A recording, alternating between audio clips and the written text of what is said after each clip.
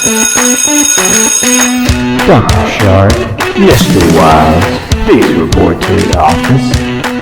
Now! Welcome to another edition of From the Principal's Desk with Mr. Dennis Wilds and Dr. Chris Sharp. Welcome back, everybody, to another edition of From the Principal's Desk. We are still reaching out to several people, doing some interviews. Hope everybody's safe and healthy during this time. Dennis, how are you doing, buddy? I'm doing great, Sharp. How are you doing today, buddy? I'm doing okay. It's taking some adjusting, but we're getting through it. So today you reached out to somebody. We've got a guest. So Dennis, introduce our guest. Tell us a little bit about it. Sir. Yes, sir. Yes, sir, man. I got a very special guest today. This gentleman and I go back several years to our days in Newport. I'm a few years older.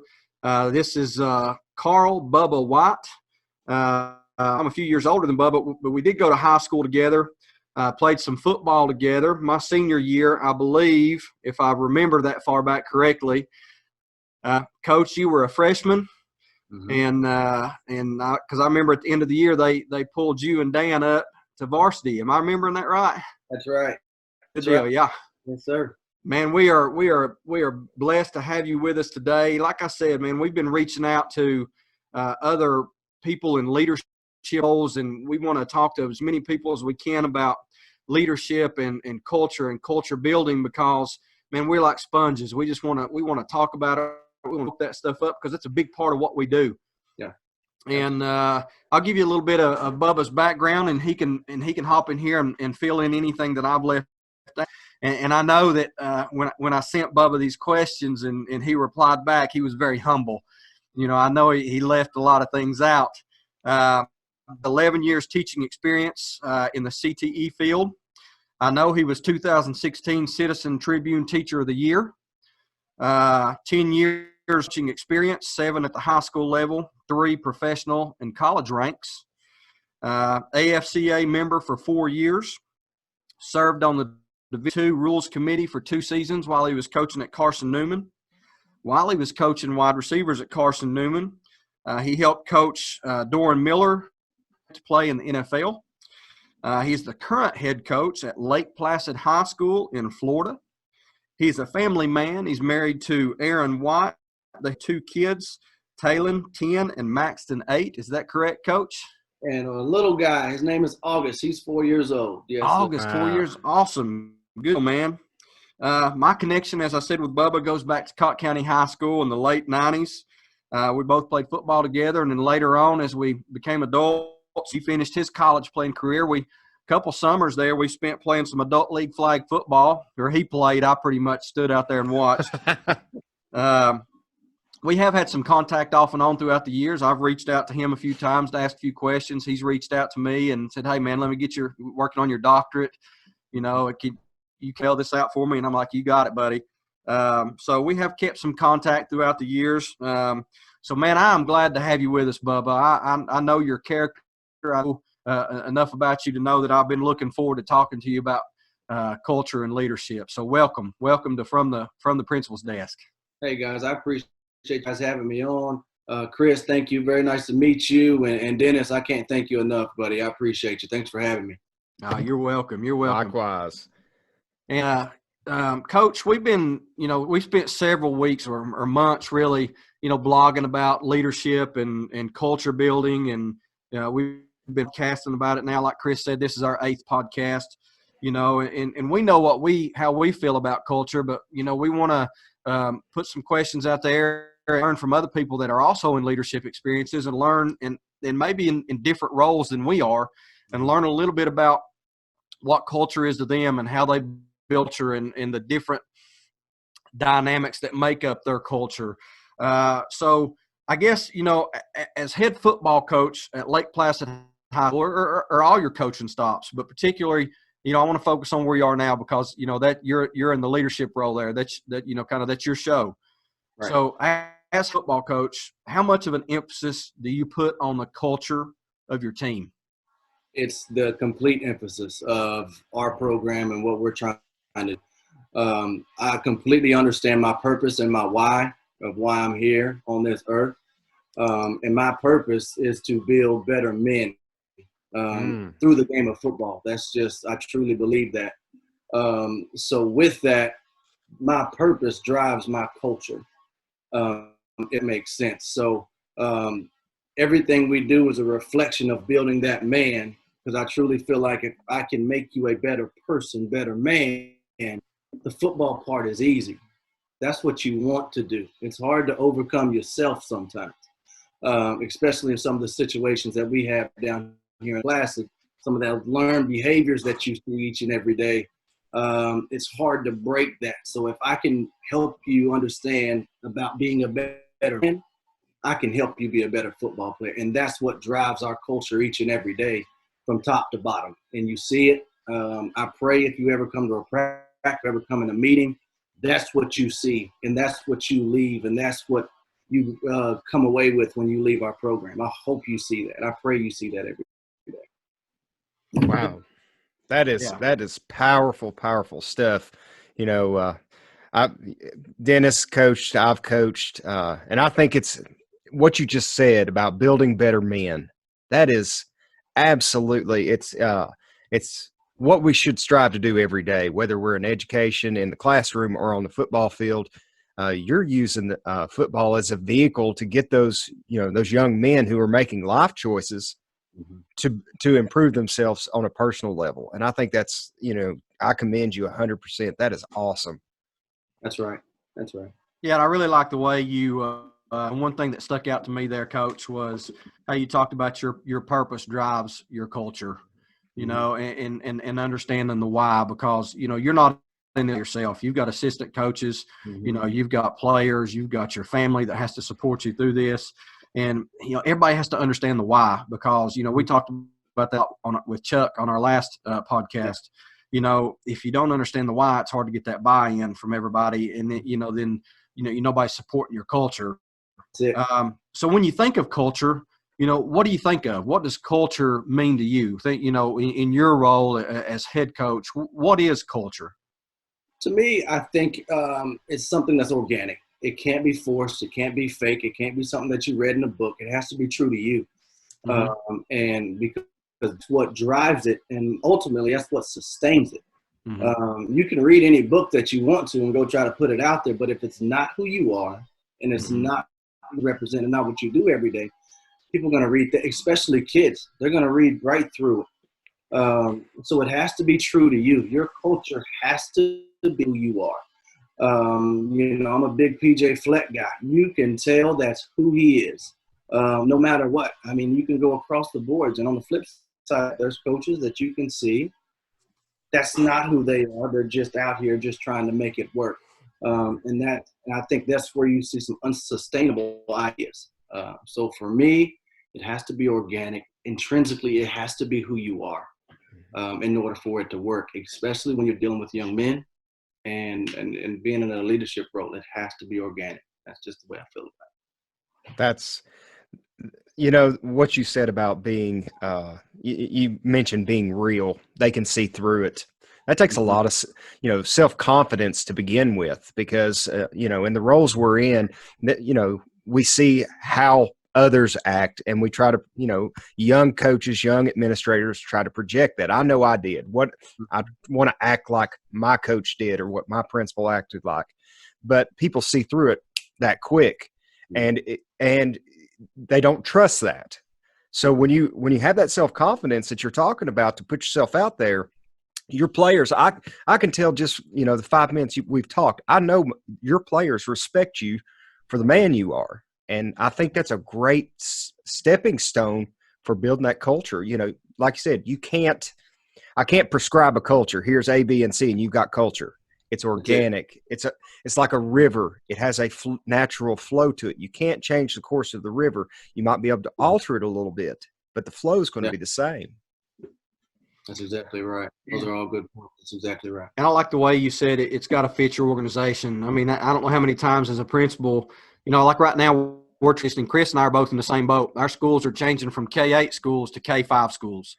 And so a lot changes, because no longer are we going to have those middle school kids at school.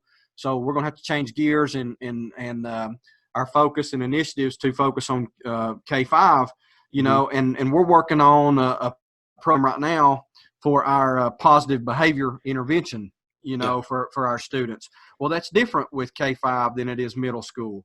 So we're looking at this, and that's part of our culture. It's going to be part of who we are. And I've told my team it has to fit us. You know, we can't just – I could get on the internet and find a program, you know, and pay for it. And, you know, and we could try to, you know, put a square peg into a round hole. But – or we can sit here and take some time and make this fit us.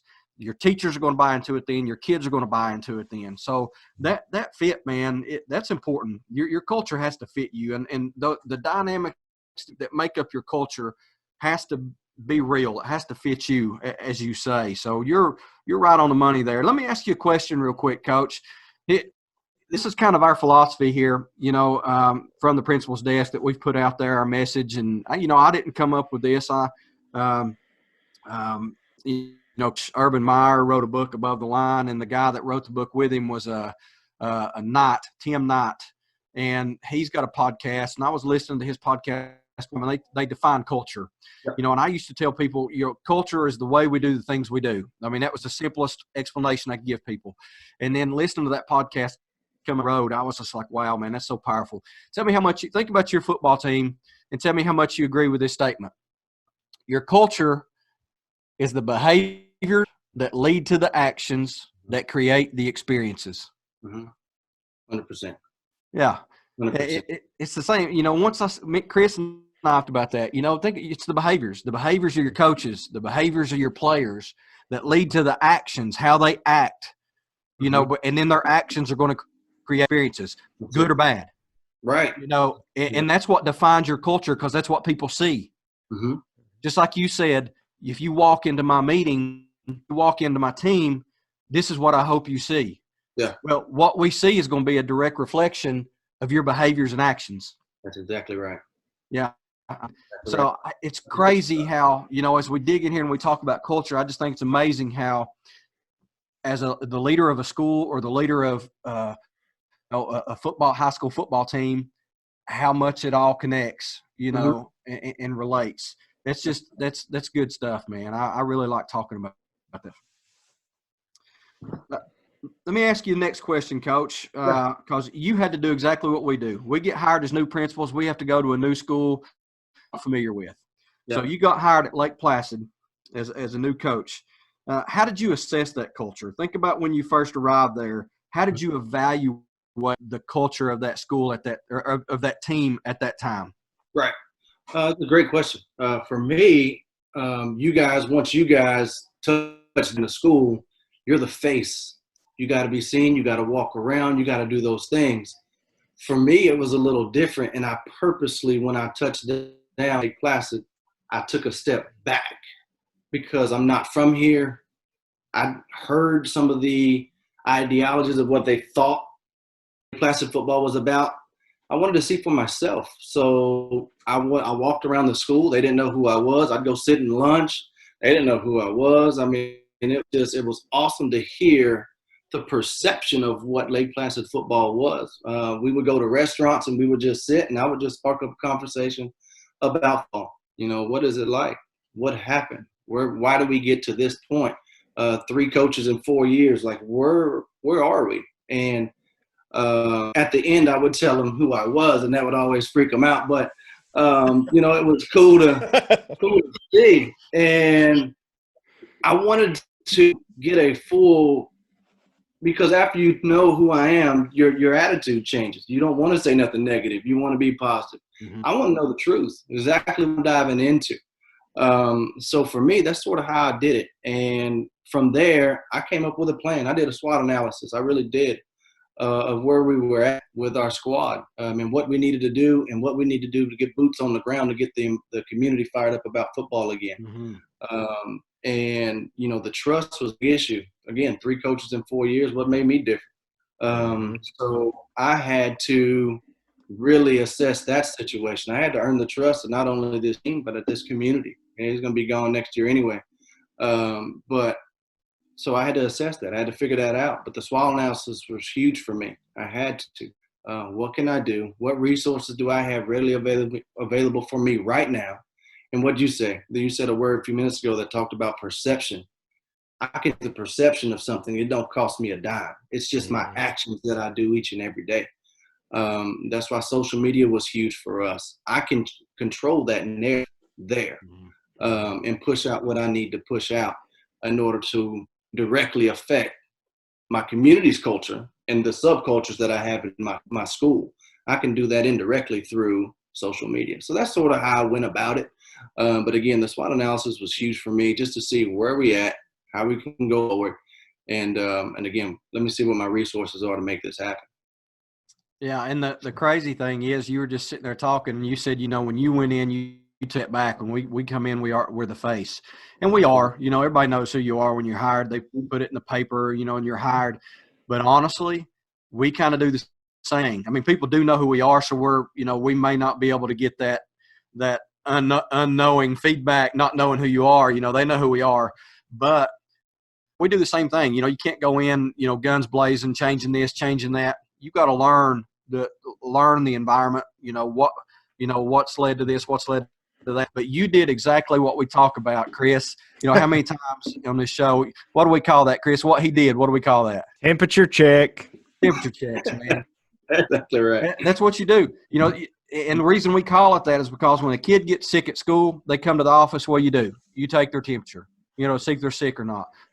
You got to check the temperature of your building, of your school, and you did that with your team. When you went in and you said you went to lunch and you sit there and you went to restaurants and you sit and you talk to people and you sparked up conversations, you're getting that. You were searching for that honest, real feedback. I don't want you to tell me what I want to hear.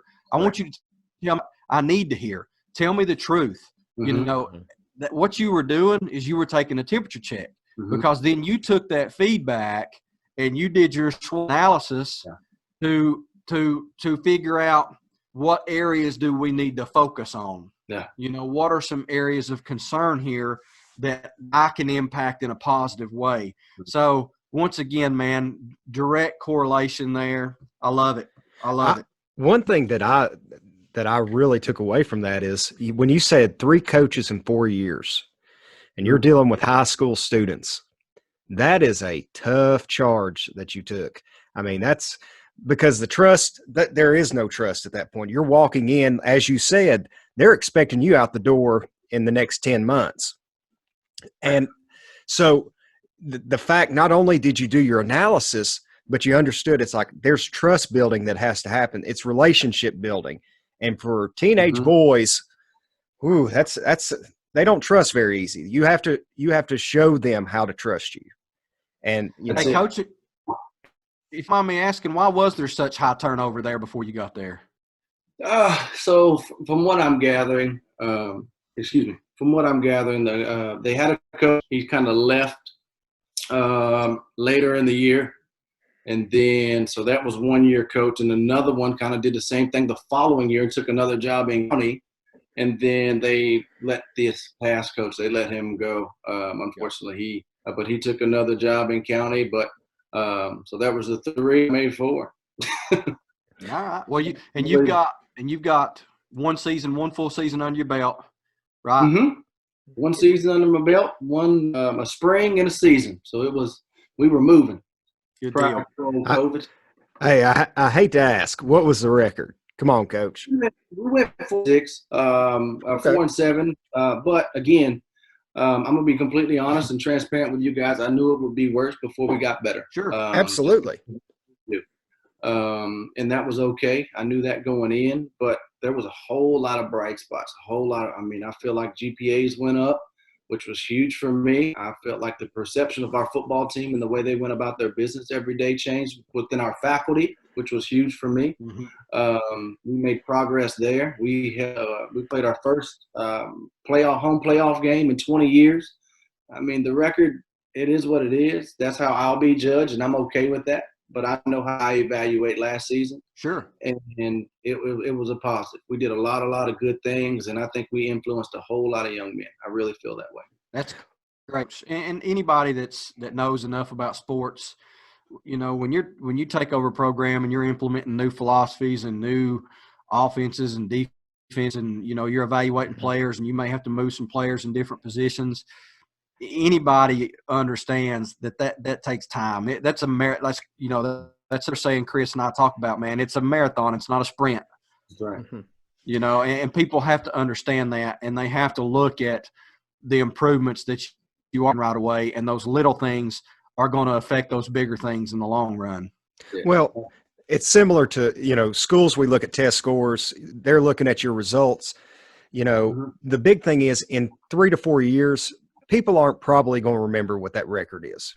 Right. And if they care, they need to find something else to care about. What they will remember is the changes that you made and the young men you built and where they go after they leave you. I think that's what a lot of people miss when they're coaching. They focus on W's and L's, but we're dealing with kids. You're dealing with, young men. It's like we're more about getting them to where they need to be. Hopefully high school football isn't the capstone of their life. Right. Hopefully there's something in their future, and you're setting them up for that. Right. I do want to ask, because your story reminds me of a friend of mine you may know, Billy Seals. Absolutely. Yeah. Yes, talked to Billy Seals last week. He's a good fella. He is. He's awesome. Doing a great job. Absolutely doing a great job. Yeah. Well, when you said all the coaches, he's up in West Virginia at Huntington High. He faced a very similar situation you did. So yeah. And again, it's a process, and we understand it, and my staff understands. That's the main thing. And again, it's sustainable. It's going to work. We know it works. It's just a matter of just got to give it time. And the kids really bought in. I can honestly say. And again, I'll always put the disclaimer. Sometimes changing some behavior is not going to result in wins all the time. That's just part of it. But ultimately, it's, again, I know my purpose, I understand my why, and we accomplished that. Good deal.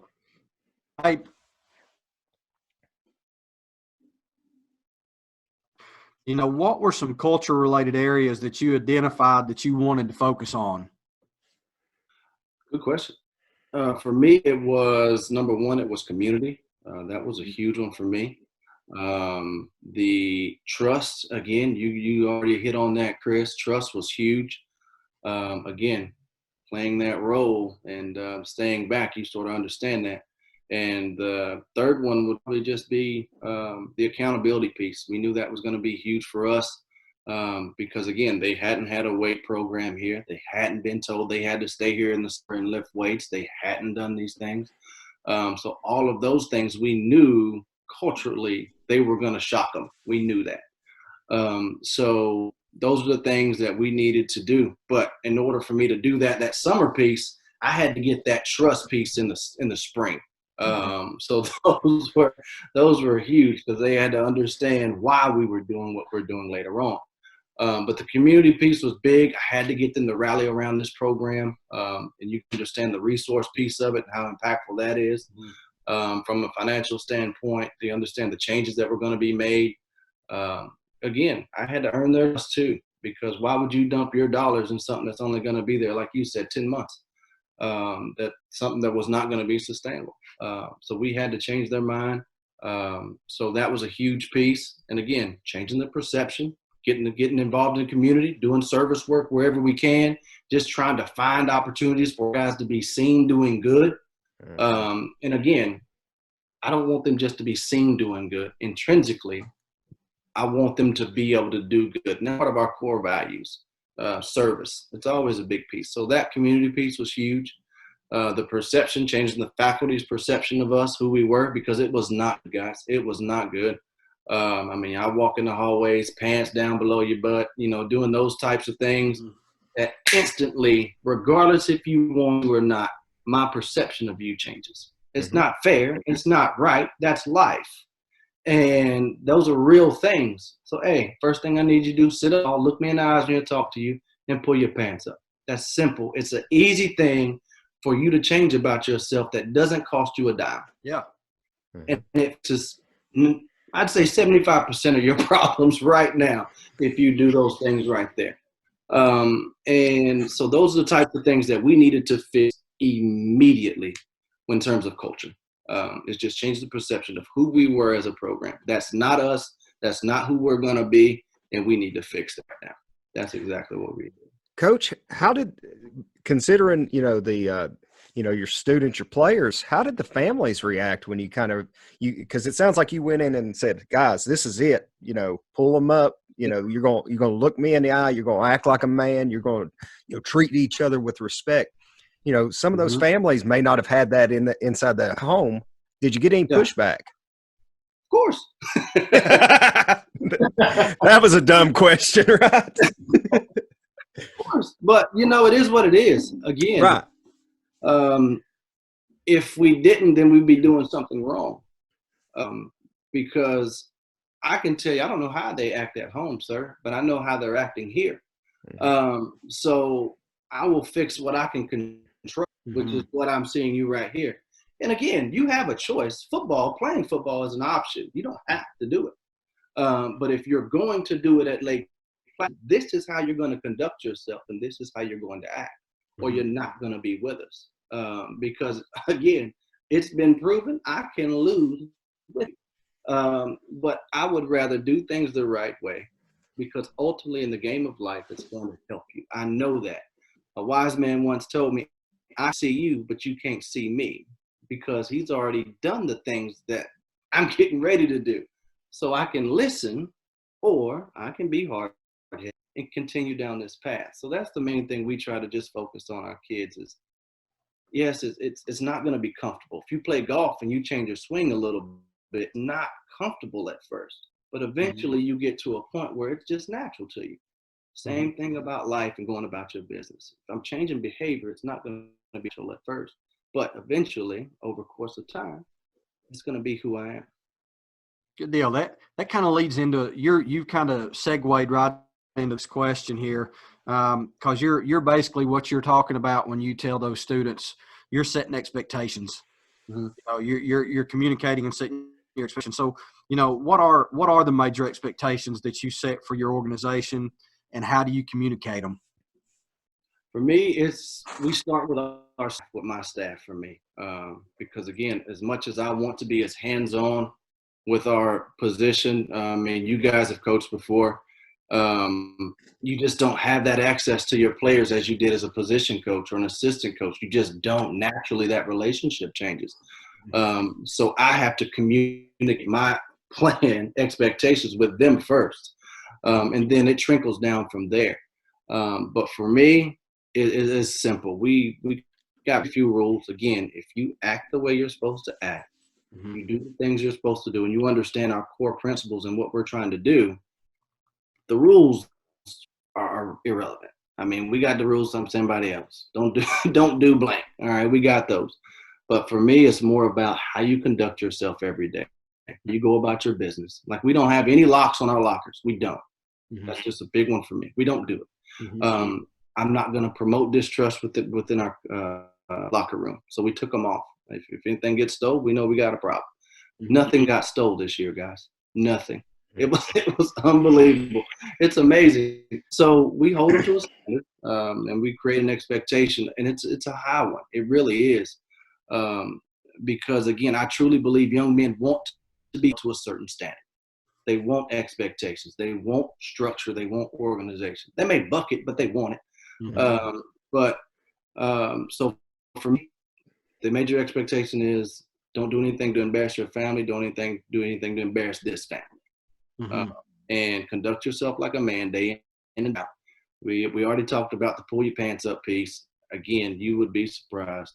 But that was a huge piece for us. But just, main one for me, just conduct yourself the right way each and every day.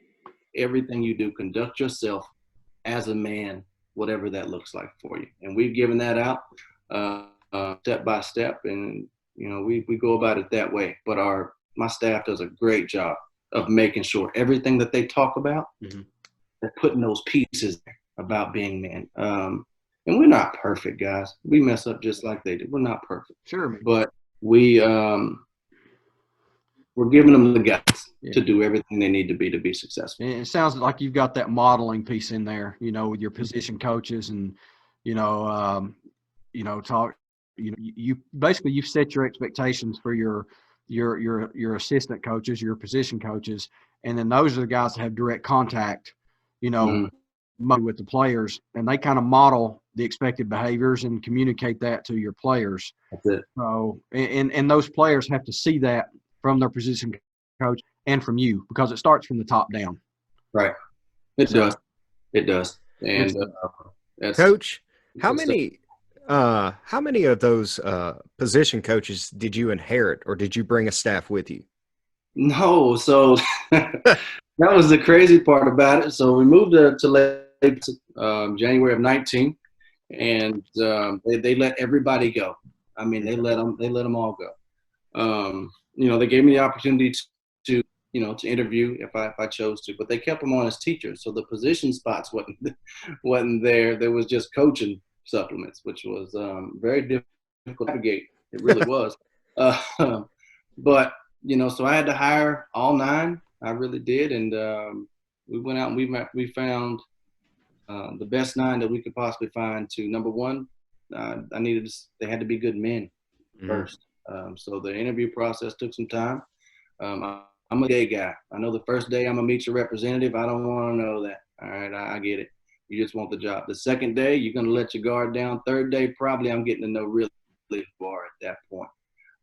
So that's just me. It's how I like doing it, and I just like to get to know you. We hardly ever talk about football. We don't. I want to know who you are. Like, what's your background? What you had to overcome? What does that look like? Because again, you're gonna have to develop that relationship with that kid, and if you can't identify with them, you've lost them immediately. Especially down here. So, that's a big piece. So we went out and found 9 guys and 2 unpaid staff guys and girls that I felt were going to make us successful in the future. And they've been wonderful. I mean, absolute blessings for a guy who's never been to Lake Placid before in my life, to come down here and find guys like that. It was God, let me tell you. I mean, he really set us up, put us in the right spot. Good deal. Well, let me go back here. I want to ask you, this is kind of more of a focus on you as a person, as a head coach. Because another thing that we talk about a lot is, part of our culture, addressing, something we had to address when we went over leadership roles in our schools was attitude and dispositions. Yeah. Describe how you focus on your own attitude and disposition every day. Yeah. Well, again, I try not to. Of course, we all have, good and bad days and all of the good stuff. But for me, my family life and my home life, I always try to be upbeat and positive. I always want to be a direct reflection of the God I serve. I truly feel that way. And I fail and I mess up every single day, but each and every day I try to be a reflection of Him, what I try to accomplish. And for me, I want somebody and my players, what makes him different, and I will be happy to share that with you. And that's just me and how I go about my business. And me, I want somebody to say there's something different about him. What is it? He's always smiling. He's happy. Always. Now I'm passionate and fired up, just like the rest of the coaches. I really am. But I want something to be different about me. I think that's just my relationship I have with God. Good deal, man. Let's talk about relationships. How much of an emphasis do you put on relationships and relationship building? And what strategies do you use to build those positive relationships? Everything. You guys have taught in the classroom. How did you've been in a classroom, did you ever learn good or learn anything from a teacher you didn't like? That's exactly right. The answer is no. No. So I always tell my staff, you remember the two teachers you always remember, the one you liked and the one you hated. That's exactly right. And you didn't learn a thing from that other one. Exactly. So for me, the relationship piece is huge, and it's on you how you connect with that kid. And because they're all different, they all come from whatever they come from. But the relationship piece is everything. And it's my job to identify something with each and every one I have on my team. I don't care how I do it. If I got to go play basketball, I go play basketball. If I got to go fish, I got to go fish. It is what it is. But I'm going to find something to where we have a common ground and we conduct that trust, because I can only push you as far as you trust me. That's it. That's it. So, and again, and going back to the classroom, if I don't trust you, you can only teach me so much. So, my big thing is I have to find some common ground with you. And again, how I go about doing that, I got to figure that out. It's different for each. It's again, that's organic too. You got to figure it out. But that's a big piece for me. It's huge. It's everything for me. Yeah, and I'll share something with you and kind of relate it to you as a head coach. We've talked about it, in the education world and classroom world. I've kind of got this saying, that Chris and I discussed several times with several different people.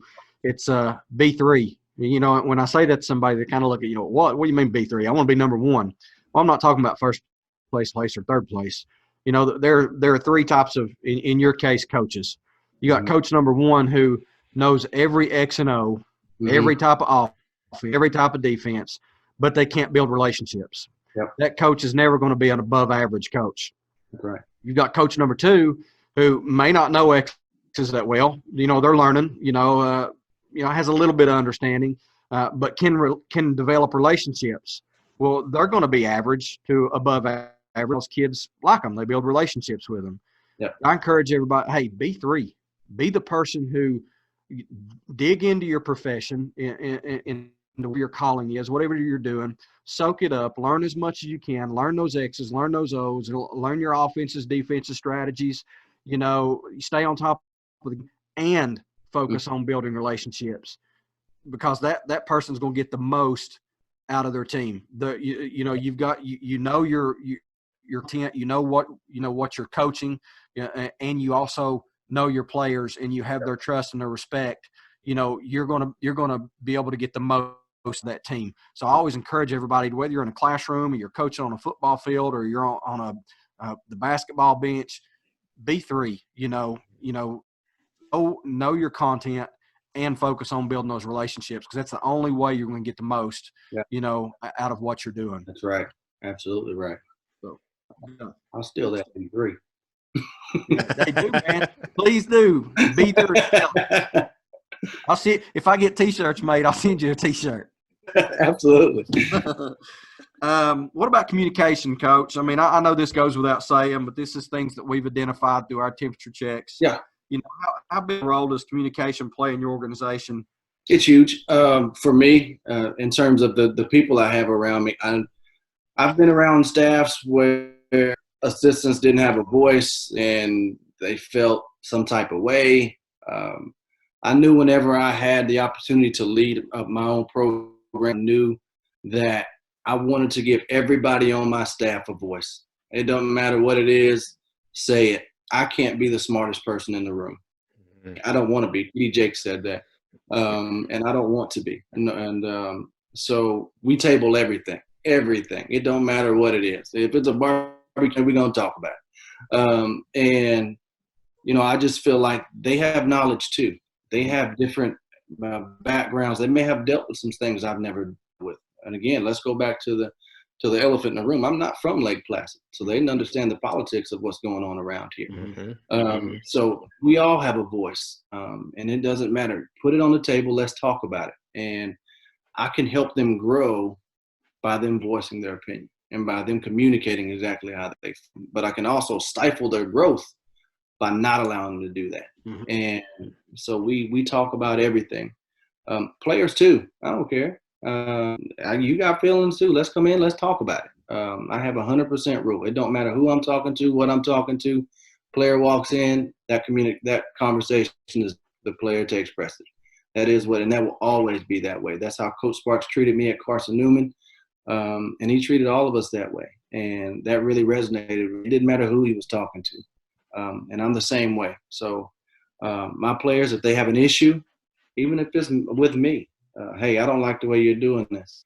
Okay, let's talk about it. And I'll give you my why we're doing it this way. And if you feel that, and if it's multiple people, we'll talk about it. Maybe we can change some things, or I'll go about it a different. But I'm open with communication. That's the only way you're going to get better. And again, that's the only way you're going to continue to gain that trust and that relationship with those people. Is if you can openly communicate. Now you can you can hurt yourself really if you don't allow people to talk and openly communicate. How does that relate to dealing with parents? Because I'm sure you've got, any team always has why is my son not starting, or why is Yeah. my, the playtime. So how does that relate to dealing with those parents? For me, I just have one rule: just don't talk on Friday night. I'm in a different mode. You are too. Let's talk about it on Monday. That's all I ask. You give me the weekend. You give yourself the weekend, because I bet you that communication and that language is going to change on Monday morning. But yeah, I have an open communication policy. You can text me. You can call me. Um, I don't dive in the playing time situation. Right.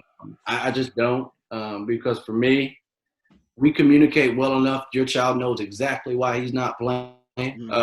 So I bet if he was being honest with himself and he was probably openly communicating with you, he'd say, I'm just not good enough right now. Yeah. Or know the plays that well. Or the person in front of me is just better than I. I mean, Right. those are the things that we communicate with our kids each and every day. Like if they have an issue, again, come in, let's talk about it. And I think that deflects the parent piece because of the way we communicate with the kids. I hadn't very many parent issues at all that had anything to do with playing time or just gripes. And I was blessed. Let me knock on something. I really was. But I do think it's because of the communication that we have and how we get information out. But again, if they have a question, call me. Let's talk about it. And but again, just not on Friday night.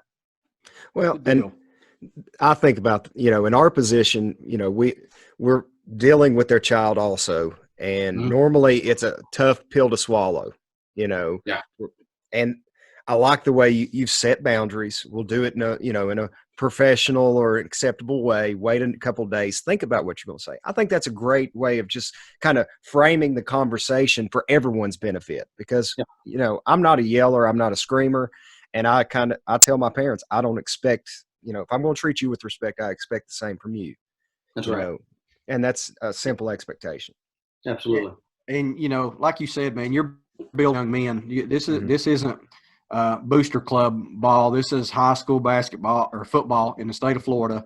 You're building, young men, and it's like parents come to me and say, "Why ain't my kid playing?" I don't know. Ask your kid. Yeah.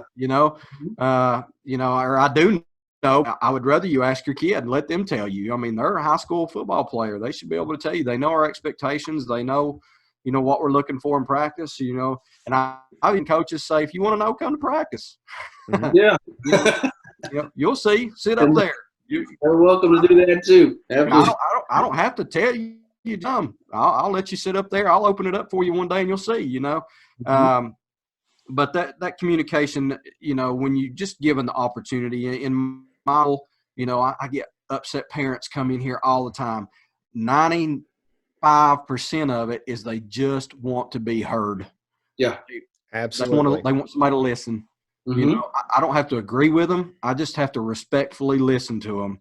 Yes, sir. That's right. And then let them know, hey, I appreciate you coming in. I understand what you're saying. But here's my side of the fence. Yeah. And about 100% of the time, I can honestly say, well, maybe 99.8 or something. But most of the time, it works out. Yeah. They walk out of here, they're good. They know that I listen. They know that I care. And it works itself out if you have that communication piece set up. Yep. Absolutely. Well, and keeping in mind, for us, it's business. For them, it's personal.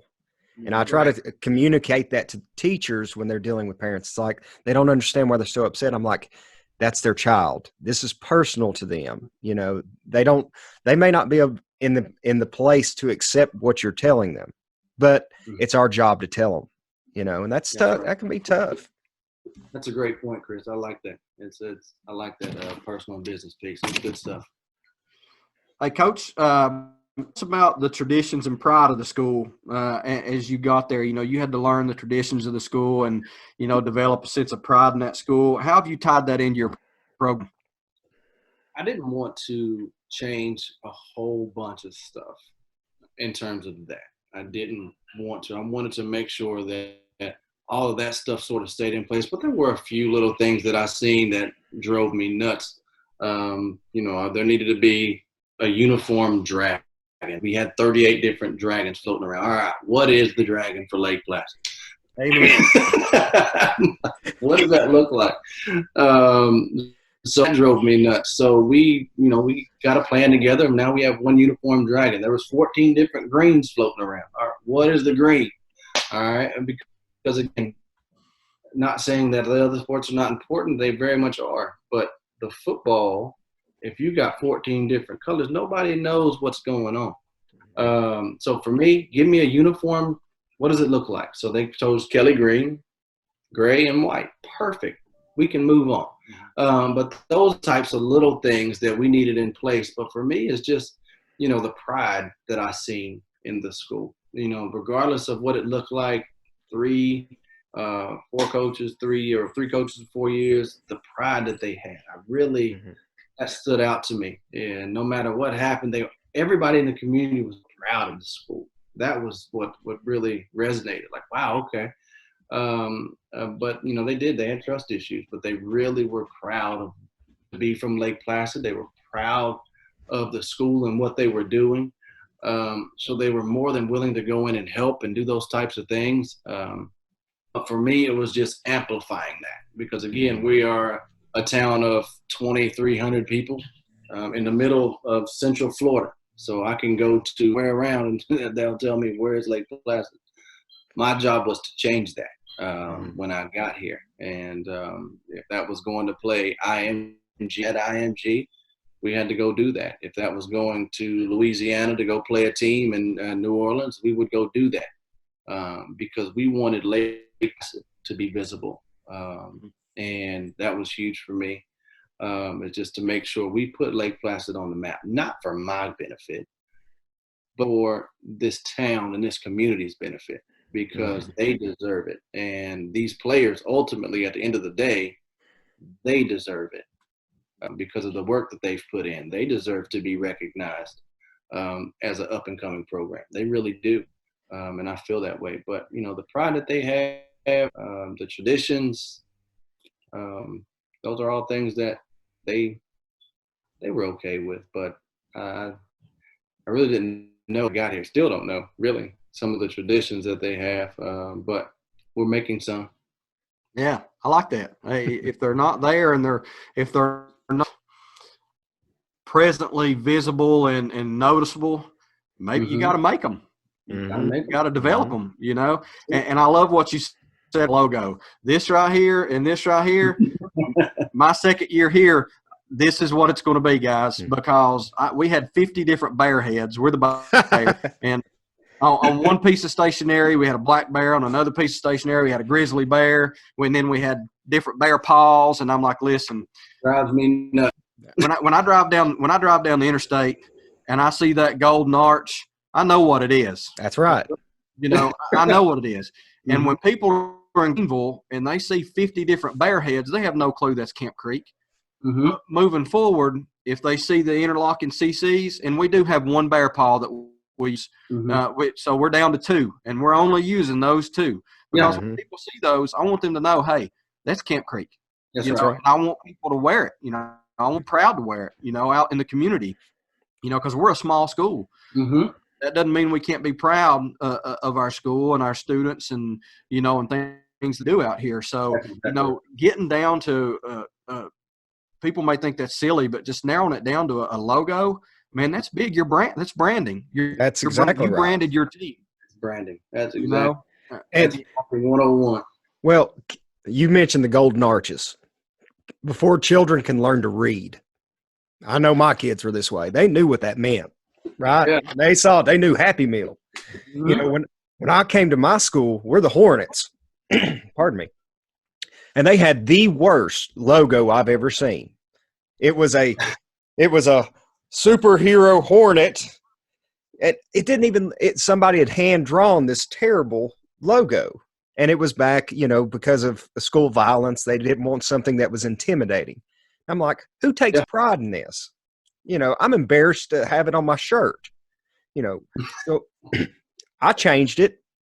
It wasn't popular, but I went with a more traditional, like a Virginia Tech Hornet, similar to that, but something that wasn't intimidating, but fit the school culture. Not, hey, we're super happy Hornets, glad you're here. Nobody wanted to see that. No, the community didn't like it. The kids didn't like it. So why are you using it? So That's it. Pardon me. That's good. Self-awareness is key. Good deal. Coach, kind of moving away from football, we're closing up here. We're winding down to the end. Just a couple more questions, and this is really for an opportunity for you to share, yourself as a man, and then we want you to share something with us here at the end. So I know you're a man of faith just because I know you. I've known you for years. And no matter whether it's on a football field or I've seen you calm and cool in situations where other people's tempers were flared, including my own, and I look back now and I'm embarrassed of those situations, but you get out and you get involved in something, it's hot and sweaty and you're pushing on people and playing football and tempers flare and let that get the best of. I remember looking over and, you're just all calm and collected, you're just like, okay, what are you guys so upset for? But I know your faith impacts you as a person, a coach, as a husband, and as a father. Would you share a little about that a little bit about that with us? Yeah. Well, it all started for me. Again, I played at Carson Newman, had the opportunity to be coached by Ken Sparks and Mike Turner and Jim Deaton. And I mean, those types of guys really, when I did not have that true that father figure that, everybody else tended to have. And I had great men in my life. Don't discount that. But those were the ones spiritually that made an impact on me. When we go to football practice, I mean, you heard, cussing you and doing all those things. And when I got to Carson, that all stopped. And again, I was like, all right, when are you about to lay into me right now? Like, I just did something dumb. Here it comes. It never came. And that made the biggest impact on me in terms of there's a different way to go about this. Let me find out more. And it didn't sink in day one when I got there, let me tell you. It was something that they always say to you about, hey, this relationship with God is where it's at. And for me, I heard it, but I always pushed it to the side. So I was getting it. And then over time, after it was probably 2 or 3 years after I've left Carson Newman, they hit you with, they were right. Everything they told me, everything they were trying to teach me was absolutely right. So that relationship piece with God was everything to me from probably, about 3 years. It was everything in terms of how I wanted to be known. Yeah, I wanted to be known for a great football coach. Yes, I do want to be known for that. But ultimately, when you speak of me, or I hope you speak of, there's something different about it. And I'm more than happy to tell you about it. So for me, it's the relationship with God. I hope that's what my players see. And again, I'm not perfect. I'm not with them. I screw up all the time, and I let them know that. Just because I'm a Christian, that does not mean I have to be perfect every day. I think that's exactly why I am a Christian. It's because I am flawed. But for me, just knowing that, understanding that my family is that, and how we're trying to raise our kids, and how I'm trying to raise 40 more over there. I can't say it because we're a public institution, but it is what it is. I think if they look deep enough, or if they want to have any sidebar conversations, I tell them the same thing. I'm different. I act the way I act, and I carry myself the way I do because I want to be a direct reflection of Jesus Christ. That's exactly what I want to do. And you're blessed to be in a role, like you said, you're a public institution. You got to be very careful what you say, but you're blessed to be in a role to where you don't have to say it. You they can see it if you live it. Yep. And it is, So, and then that's my big piece. And again, I told you guys earlier, I hope every single thing that I do is a reflection of that walk. mhm. And if it's not, I hope he removes it. That's Mhm. just the way I feel about it. But I hope every single day that not only my football players, I hope this community sees it. I'm a direct reflection of honoring God. My wife, she'd never moved out of the state of Tennessee, so I can tell you it was definitely ordained by God that we moved to Florida. Uh, so, um, you know, I tell you, we were obedient in that when we came here. There were some other options on the table. Um, I truly felt led to be here. My wife, again, took some pride, and I kept telling her I feel like God is leading me. She was like, "Well, He ain't leading me," and we would we would have those conversations. But I truly feel like we were obedient to God by coming to Lake Placid. I truly feel like He is. I mean, I can't even put it in words how he's made this transition, which further lets me know this is nothing but a God thing. And so, and we're going to continue to do that each and every day. And again, if there's anything that I'm not doing that he needs me to do, I pray he removes it every single day. Good stuff, man. That's great. Coach, I'll tell you, I tell my staff, I tell my kids, you know, sometimes he'll lead you with as gentle as the breeze. Sometimes he'll grab you by the nose and take you where you need to go. But one thing, even before we started talking about our faith, I could see, you know, you have perfectly described your leadership role as a servant leader. You have that servant heart with everything that you talk about. You're talking about building your community, how you want to put, you know, Lake Placid on the map, not for your glory, but for the community's glory, because the kids have earned it.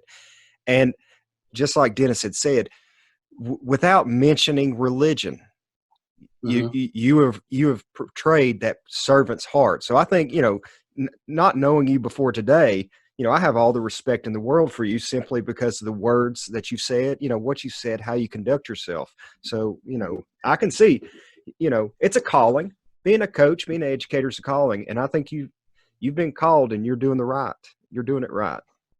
Thank you. I appreciate that. That means a lot. It really does. All right, Coach.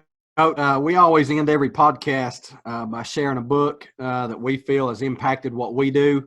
You got anything that you'd recommend? Anything you want out there for us today? Dennis, you know I'm a book guy. Yeah. And let's see. So the one I got today is Culture Defeats Strategy. It's really, really good. It's by Randy Jackson. Cheap book, guys. I think it's like $10. But it has tons of nuggets in here. Everything that you could imagine, and he could even, you know, relate to you guys, you know, doing some things that you guys do from a principal standpoint. I mean, it's all leadership stuff ultimately. Mm-hmm. But just little things. It talks about accountability and the things you can do to sort of hold your kids to the fire. And it sort of walks him through. He started at a little place like Lake Placid, ended up at probably the biggest schools in Texas, which is pretty cool to see that walk and how he sort of implemented new things, what things worked, what didn't work. A lot of books just tell you the things that work. Mm-hmm. This is some of the stuff, some pitfalls that you may get into. Mm-hmm. So it is Culture Defeats Strategy, 7 Lessons of Leadership from a Texas High School Football Coach. And there's 2 parts. There's a blue book as well. Not got that one. I've just read this 3 times. So this one is really, really good. But this one is what I'm not going to this one's what sparked my curiosity about becoming a head football coach. This book right here. It sort of planted that seed that I wanted to run my own program. And some of the things that we do, like the question mark shirts that you see on Twitter and different things like that, that came from this book. Just losing your identity, you know, trying to form one as a whole, as a team. So we put question marks on our player's shirt. And on the back of it, if you missed a workout or a practice, we put a little black tick mark on there, and it showed. So it was a visible representation of how good you were our program. Mm-hmm. And so these are little things that you find in this book.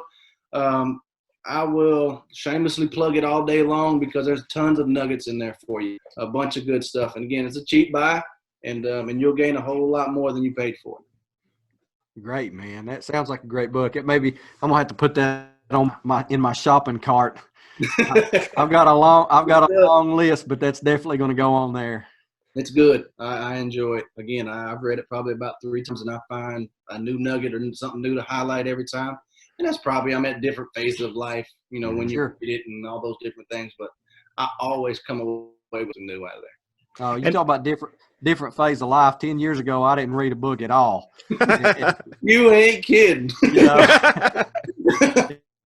and now I'm 10 years older and hopefully more mature and a little wiser. And, you know, I enjoy, you know, once you find your interest and you find that niche, man, and, you know, and you realize there's so many tools out there that can help you.